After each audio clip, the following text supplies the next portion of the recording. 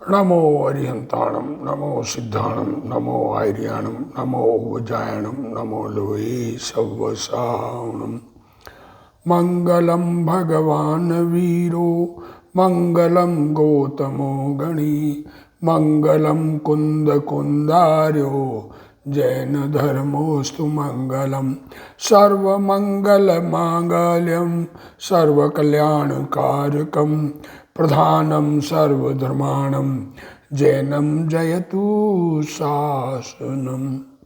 नमो तीर्थनायक ने नमो ओंकार नाद ने ओंकार संगर्यो जैने नमो ते कुंद कुंदने।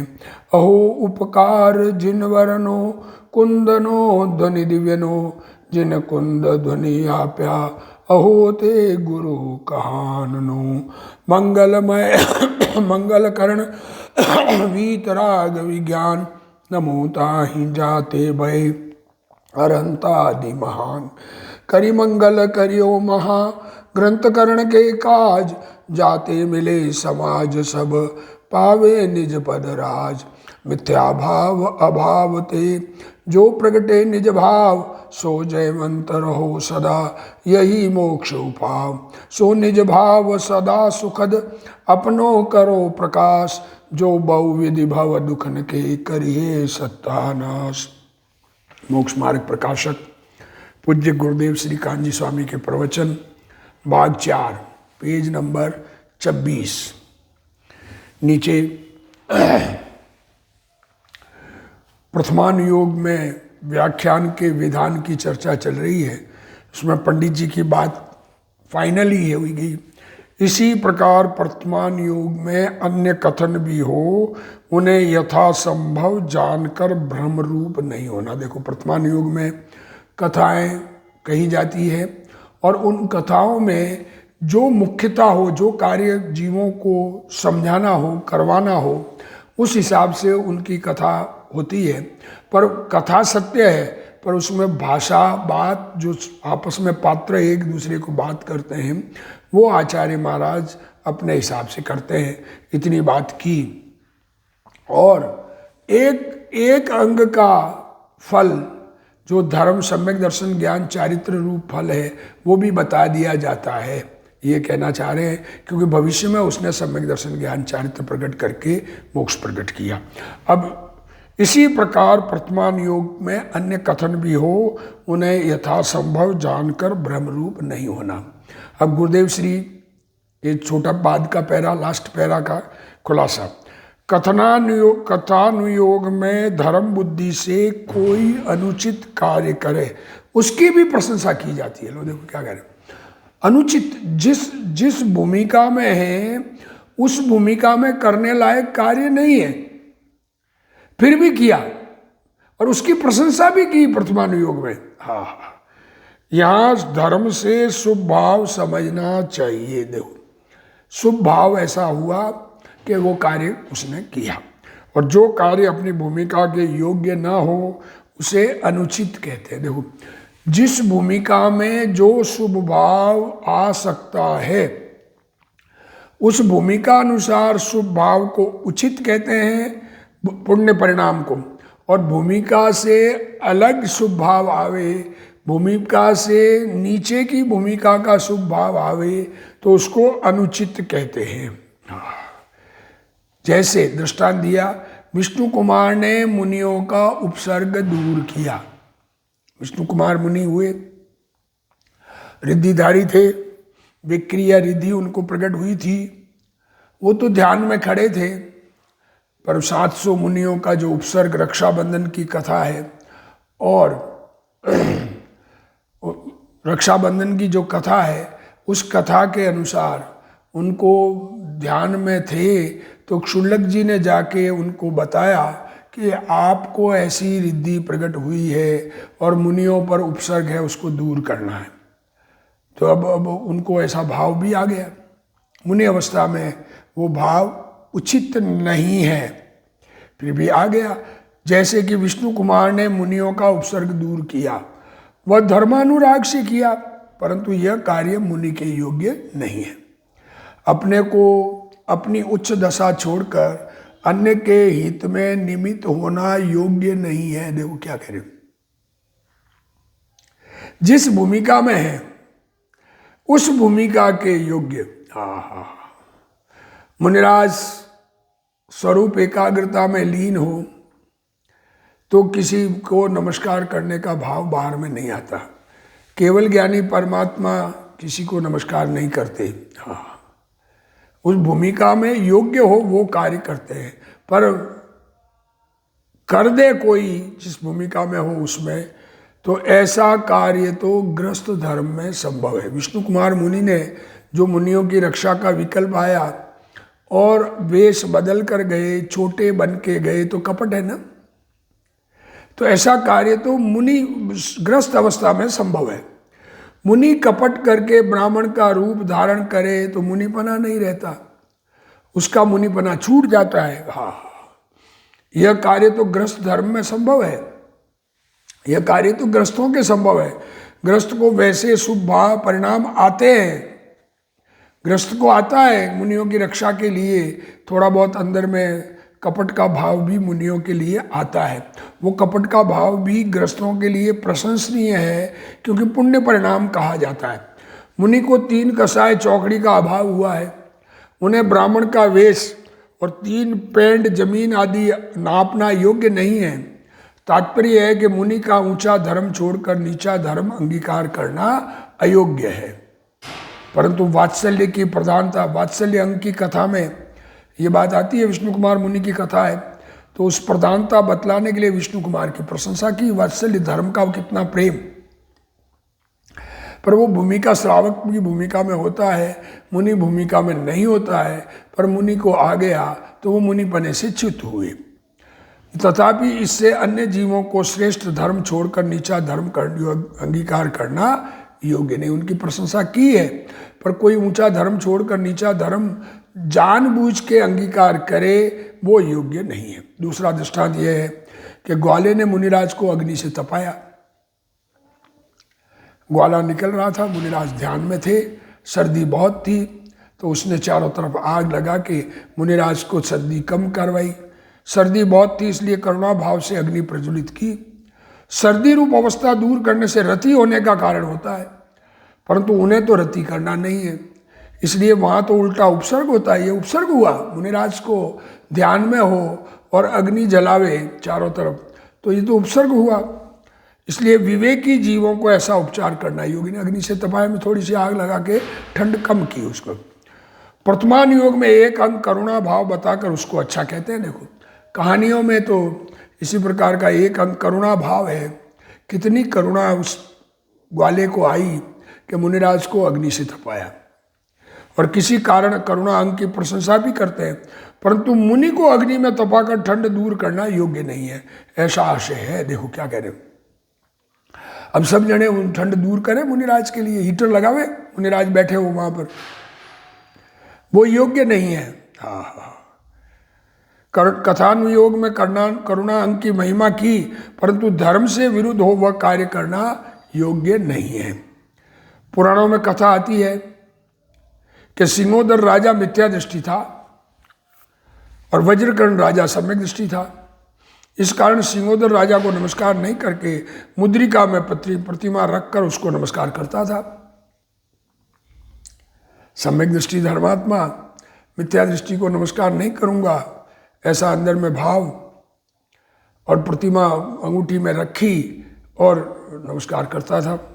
अब बड़े बड़े धर्मी जीव मुसलमान राजा को नमस्कार करते ना, तो भी वहाँ राग का चारित्र का दोष है, परंतु सम्यक दर्शन में दोष नहीं है। प्रतिमा को अंगूठी में रखना योग्य नहीं है, यथा योग्य विधि पूर्वक ऐसा नहीं होता। वज्रकर्ण राजा को यह ज्ञान नहीं था, उसके ज्ञान के क्षोभ में ये समझ नहीं थी। इस कारण धर्मानुराग वश अन्य को नमस्कार नहीं करूंगा, इस बुद्धि से नमस्कार नहीं किया, इसलिए उसकी प्रशंसा की है। मैं जैन हूँ, देखो उसको अन्य मिथ्या दृष्टि को नमस्कार नहीं करूंगा, ऐसी बुद्धि की प्रशंसा की है, उसकी प्रशंसा, उस बुद्धि की प्रशंसा की है। इसका मतलब ये है कि सब जने ऐसी प्रतिमाएं बनाकर नमस्कार करें और दूसरे को, राजा को नमस्कार न करे, ऐसा वहाँ कहना नहीं चाह रहे हैं। उसने ऐसा किया, उसकी प्रशंसा की है। वो प्रथमानुयोग की कथाओं में जैसे सीता के उपसर्ग दूर हुआ, अग्नि जलाई, अग्नि जला के अग्नि में प्रवेश करने के लिए कहा तो वो अग्नि जल बन गई। शील का प्रभाव बताने के लिए ऐसा कहा, तो इसका मतलब ये नहीं है कि शील के प्रभाव से अग्नि जल हो जाती है, ये उसका अर्थ नहीं निकालना, ये कहना चाहिए। मैं जैन हूँ, अन्य मिथ्या दृष्टि को नमस्कार नहीं करूँगा, ऐसी बुद्धि की प्रशंसा की, परंतु अंगूठी में प्रतिमा रखना अविनय है। तथापि प्रथमानुयोग में धर्मानुराग देखकर प्रशंसा करते हैं। देखो समय सार में राग की प्रशंसा का निषेध करते हैं, और यहाँ प्रथमानुयोग में मिथ्या दृष्टि के राग की भी प्रशंसा की है। तो यहाँ अपेक्षा समझना चाहिए। इससे यह नहीं समझना चाहिए कि शुभ राग कर्तव्य है अथवा लाभ का कारण है। शुभ राग कोई लाभ का कारण ही नहीं। यहाँ राजा ने कपट किया और मुद्रिका में प्रतिमा देखी रखी, इसे देखकर अन्य को ऐसा कार्य करना योग्य नहीं है। प्रथमानुयोग में ऐसा उपदेश आ जाता है, ज्ञानी उपदेश का कर्ता नहीं है, सहज आ जाता है। देखो, ज्ञानी उपदेश का कर्ता नहीं है, सहज ऐसा ही भाव आ जाता है। भाषा में सहज रूप से सत्य वचन बोलने में द्रव्यानुयोग की कथा कहेंगे और प्रथमानुयोग की कथा कहेंगे, तो प्रथमानुयोग की कथा में ऐसा राग आता है कहने का, क्योंकि उसमें उनको लोगों को उस मार्ग में लगाना है। अज्ञानियों के बीच में अज्ञानियों को प्रथमानुयोग की कथा के माध्यम से धर्म में लगाना है, तो धर्म में वर्तमान में पुण्य में लगे, और फिर पुण्य की बात, पुण्य के काल में, शुभ भाव के काल में उनको द्रव्यानुयोग की तत्व की बात करके समझाया जा सकता है। उपदेश की भाषा जड़ की पर्याय है, इच्छा के कारण भाषा होती है, ऐसा माने तो पर का कर्ता होकर मिथ्या दृष्टि हो जाता है। यहाँ प्रथमानुयोग के में ऐसा कथन आता है कि ऐसा उपदेश करना। देखो, तो क्या आत्मा उपदेश कर सकता होगा? आत्मा बोल सकता है? आत्मा की वाणी है क्या? नहीं, वाणी के कारण निकलती है, उसमें कैसा उपदेश होता है ये ज्ञान कराते हैं। तथा किसी ने पैसा, पुत्र आदि की प्राप्ति के लिए भगवान का मंदिर बनवाया, रोग हुआ तो उसे दूर करने के लिए प्रतिमा बनवाई। अब किसी ने पैसा प्राप्ति के लिए, पुत्र की प्राप्ति के लिए मंदिर बनवाया, और बीमारी हुए उसे दूर करने के लिए प्रतिमा बनवाई। पुत्र होने पर समेत शिखर की यात्रा निकालूंगा ऐसा भाव किया। अथवा कोई नमस्कार मंत्र पढ़ता है, 1.25 लाख नमोकार मंत्र के जाप करूंगा तो खोया हुआ पुत्र मिल जाएगा, ऐसे कथन प्रथमानुयोग में आते हैं। वहाँ ऐसे भाव में निकांक्षित गुण का अभाव होता है और निदान बंद होता है, तथा यह प्रयोजन पाप कार्य का है। श्रीपाल को कष्ट हुआ था और गंधोदक लगाने से वह रोग मिट गया था। कुष्ठ रोग हुआ था श्रीपाल को, कुष्ठ रोग हुआ और गंधोदक लगाने से मिट गया। वहाँ वस्तुतः तो असाता मिट जाने से साता हुई है, असाता कर्म का उदय मिटा और साता हुई। अब यह कथा पढ़कर कोई विचारे कि गंधोदक लगाने से मेरी आंखें, गला आदि ठीक रहेंगे, अब ये विचार कर लोग बात करते हैं ऐसा, उस प्रथमानुयोग की कथा का अर्थ गलत करते हैं। तो इस मान्यता में मिथ्यात्व विद्यमान है और उससे पाप का बंध होता है। परंतु मोहित होकर देखो, कुदेव कुगुरु कुशास्त्र की पूजा नहीं की, अंदर में मोह का तीव्र उदय आया, तो कुदेव कुगुरु कुशास्त्र की पूजा नहीं की और सुदेवादि की पूजा की, इस कारण उसकी प्रशंसा प्रथमानुयोग में की जाती है, ऐसा समझना चाहिए। परंतु वहां धर्म तो है ही नहीं।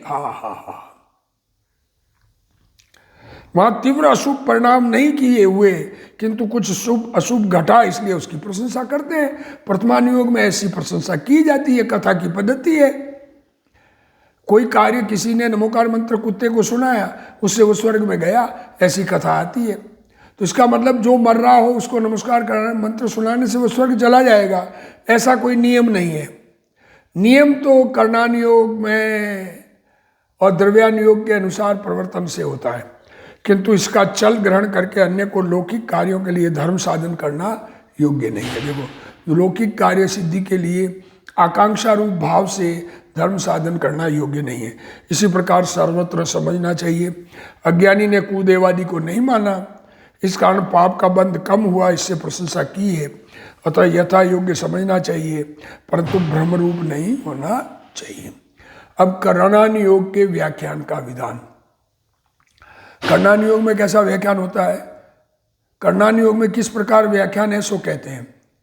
देखो कर्णान योग में क्या कह रहे हैं, जैसा केवल ज्ञान द्वारा जाना वैसा कर्णान योग में व्याख्यान है। हाँ, कर्णान योग मीन्स भगवान की वाणी, जैसा भगवान ने ज्ञान में जाना वैसा ही कथन किया गया है। तथा केवल ज्ञान द्वारा तो बहुत जाना, केवल ज्ञान द्वारा तो सब द्रव्य, उनकी सब पर्याय एक ही समय में जानते हैं। सब पर्याय जो उनकी अवस्था अनादि अनंत सब द्रव्यों की जाने एक ही काल प्रगट केवल भगवंता। तो केवल ज्ञान द्वारा तो बहुत जाना, परंतु जीव को कार्यकारी। अब जीव के काम का क्या है कि जीव कर्मादि का, जीव में कर्म बंधन किस प्रकार होता है, कौन से कर्म जीव के साथ लगे हुए हैं, किस प्रकार का निमित्त नैमित्तिक संबंध है, वह तीन लोक का ही निरूपण इसमें होता है। तथा उनका भी स्वरूप सर्व निरूपित नहीं हो सकता। जे स्वरूप सर्वज्ञ दीठू ज्ञान में, कही सक्या नहीं ते पण श्री भगवान जो। ते स्वरूप ने अन्य वाणी तो शू कहे, अनुभव गोचर मात्र रह्यूं ते रूप जो। तो उनका भी सर्व निरूपण नहीं किया जाता, भगवान की खुद की वाणी में भी नहीं आता। इसलिए जिस प्रकार वचन गोचर होकर छद्मस्त के ज्ञान में उसका कुछ भाव भाषित हो, उस प्रकार संकुचित करके निरूपण करते हैं। उसका उदाहरण जीव के भावों की अपेक्षा गुण स्थान कहे हैं। जीव के ऊपर चढ़ने में, मोक्ष मार्ग में चढ़ने के क्रम में कौन से गुणस्थान में किस प्रकार का भाव आता है, ये बात कही है। ऊपर चढ़ने में घटता हुआ राग और बढ़ती हुई वीतरागता, उसका कथन गुणस्थान कहे। वे भाव अनंत स्वरूप सहित वचन गोचर नहीं है, उनके अनंत अनंत भाव 14 गुणस्थान कहे, तो अनंत गुणस्थान हो सकते हैं, तो उनको तो कहा नहीं जा सकता। वहाँ बहुत भावों की एक जाति करके 14 गुणस्थान कहे, बहुत सारे भाव एक एक में लिए हैं। जैसे प्रथम गुणस्थान तो अनादि अज्ञानियों का है, अब दूसरा तीसरा चौथा, इन गुणस्थानों में जैसे जैसे भाव एक जाति के भाव, एक एक बहुत भावों की एक जाति समझकर उसको एक गुणस्थान में डाला है। इस प्रकार कुल 14 गुणस्थान कहे। तथा जीवों को जानने के अनेक प्रकार, अब जीव जानना है, जीवों को कहाँ कहाँ पाए जाते हैं ये जानना है। गुणस्थान तो है मोक्ष मार्ग में चढ़ने के क्रम में राग कितना राग बचता है और कितनी वीतरागता कौन से गुणस्थान में होती है चढ़ते हुए, और फाइनल वीतराग होता है, ये गुणस्थान है। और मार्गणा स्थान में जीव कहाँ कहाँ जन्म मरण करता है, वह मुख्य 14 मार्गणा निरूपण किए हैं। तथा कर्म परमाणु अनंत प्रकार शक्ति युक्त है। कर्म के परमाणु तो अनंत शक्ति वाले हैं, उनमें बहुतों की एक जाति करके 8 या 108 48 प्रकृतियां कही है। देखो अनंत है, बहुत प्रकार के कर्म है, पर सबका कथन तो किया नहीं जा सकता। इसलिए उनको एक मिक्स करके एक एक जाति का कुल 8 कर्म प्रकार के कर्म कहे, उनकी कुल 148 प्रकृतियां कही है। तो त्रिलोक में अनेक रचनाएं हैं, 3 लोक में तो रचनाओं का कोई पार नहीं है, वहाँ कुछ मुख्य रचनाओं का निरूपण करते हैं। जैसे द्वीप समुद्र बताए, नरक तिर्यंश गति, जहाँ जहाँ जाते हैं नार के जीव होते हैं, नरक स्वर्ग आदि का वर्णन किया। तथा प्रमाण के अनंत भेद है, वहाँ संख्यात आदि 3 भेद। देखो प्रमाण मतलब गणित के अनंत भेद है, तो संख्यात असंख्यात और अनंत ऐसे भेद किए। वहाँ इनके 21 भेद निरूपित किए हैं, 21 प्रकार के। इसी प्रकार अन्यत्र जानना। करण, गुरुदेव श्री खुलासा कर रहे हैं इस बात का। करण अर्थात सूक्ष्म परिणाम अथवा अवस्था। शास्त्र में 10 करण आते हैं, 10 प्रकार के भाव जीव के। उदय,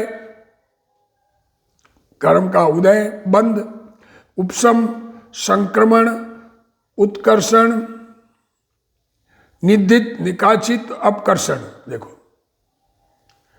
आदि पुद्गल की उस प्रकार की अवस्था कर्म के कारण होती है, उसका ज्ञान कराते हैं। ये पुद्गलों की अवस्था जीव के साथ कर्म के अपने कारण से, उनकी योग्यता से होती है। जैसे केवली भगवान ने एक समय में 3 काल 3 लोक के पदार्थों को जाना, परंतु आत्मा को कार्यकारी जीव कर्मादि का व त्रिलोक आदि का ही करणानि योग में व्याख्यान है। करणानि योग में क्या व्याख्यान है? जीव और कर्म का और त्रिलोक आदि का। ज्ञान में अनंत ज्ञात होता है, उसका अनंतवा भाग वाणी में आता है। आहा, सर्वज्ञानी के ज्ञान में जितना जानने में आया, वाणी में उसका अनंतवा भाग आता है। भगवान वाणी के कर्ता नहीं है। मैंने तो बहुत जाना है, परंतु वाणी के द्वारा थोड़ा ही कह सकता हूं, ऐसा विकल्प भगवान को नहीं है। आता ही उतना है, वाणी द्वारा थोड़ा ही आता है। जीव को इतनी भाषा की आवश्यकता है, अथवा दुनिया को लाभ हो उतनी भाषा बोलूं। आहा, भगवान को ऐसा विकल्प होता है कि ऐसी भाषा बोलूं कि दुनिया को लाभ हो? ऐसा विकल्प भगवान को नहीं है। उनकी वाणी तो सहज निकलती है। उसका उदाहरण, जीवों के भावों की सहज निकलती है, और जितना जिसको योग्यता हो उतनी समझ में आती है। सब कुछ तो समझ में सबको नहीं आती है। जीवों के भावों की अपेक्षा से गुणस्थान कहे गए, परंतु वे भाव अनंत स्वरूप सहित है। एक मिथ्यात्व के अनेक प्रकार होते हैं।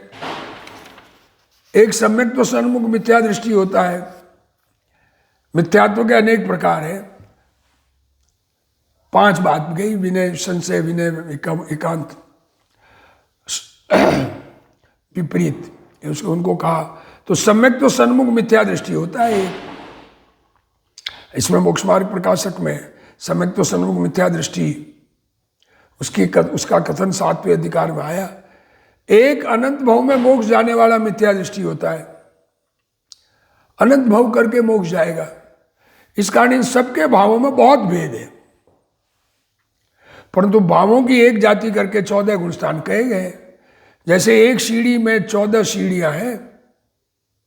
एक सीढ़ी है ऊपर चढ़ने की, निसरनी, उसमें 14 सीढ़ियां लगाई है। एक सीढ़ी और दूसरी सीढ़ी के बीच में अंतर होता है। इसी प्रकार पहले गुणस्थान में बहुत अंतर होता है। तारतम्यता अनंत प्रकार की है, और शुभ शुभ के प्रकार असंख्य है। तथापि सामान्य प्रकार से उसको एक गुणस्थान कह दिया है। प्रत्येक गुणस्थान में 6 गुण हानि वृद्धि होती है। हर गुणस्थान में 6 गुणी हानि वृद्धि होती है। एक ही गुणस्थान लो, 2 क्षोभशम सम्यक कीति के भावों की तारतम्यता में बहुत अंतर है। क्षोभशम सम्यक दृष्टि, बहुत जीव हो तो सबके भावों में बहुत अंतर है। सबके भाव एक जैसे नहीं होते। इतना कथन वाणी द्वारा नहीं किया जा सकता। बहु भाव की एक जाति बतलाकर 14 गुणस्थान कहते हैं। तथा जीव को जानने के अनेक प्रकार हैं। जीव जानना है, वहां मुख्य 14 मार्गणाएं कही। गति, जाति, भव्य, अभव्य, कषाय, लेश्या आदि संक्षेप से कहे हैं। ज्ञान अनंत है, परंतु उसको बताने वाले शब्द संख्यात है। शब्द तो लिमिटेड है। केवली का आयुष्य असंख्यात वर्ष का नहीं होता। केवल ज्ञानी परमात्मा अधिक से अधिक केवल ज्ञान होने के बाद 8 वर्ष कम 1 करोड़ पूर्व वर्ष तक रह सकते हैं। जो गिनती है 70,56,000 करोड़ वर्ष का 1 पूर्व, और ऐसे ऐसे 1 करोड़ पूर्व वर्ष, उसमें 8 वर्ष कम। मैक्सिमम इतने काल तक कोई जीव केवल ज्ञान सहित संसार में रह सकता है।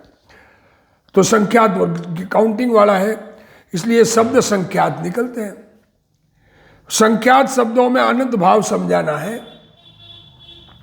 शब्द लिमिटेड है, वॉइस लिमिटेड है, और समझाना बहुत कुछ है। तो ये तो ज्ञान से समझ में आता है ना, अंदर से ज्ञान निकलेगा, इसलिए एक संक्षेप में समझाते हैं, ऐसी पद्धति है। तथा कर्म परमाणु अनंत प्रकार की शक्ति है वाले हैं। कर्म परमाणु में अनंत प्रकार की शक्ति है। एक कर्म परमाणु में दूसरे कर्म परमाणु की अपेक्षा अनुभाग अनंत गुणा है फल देने की शक्ति। पर्याय में वर्तमान योग्यता ऐसी है जैसे हरी मिर्च की चरपराहट में और लाल मिर्च की चरपराहट में अंतर है। अब देखो, गुरुदेव सिंह ने दृष्टांत दिया, एक लाल मिर्च तीखी है, एक हरी मिर्च तीखी है।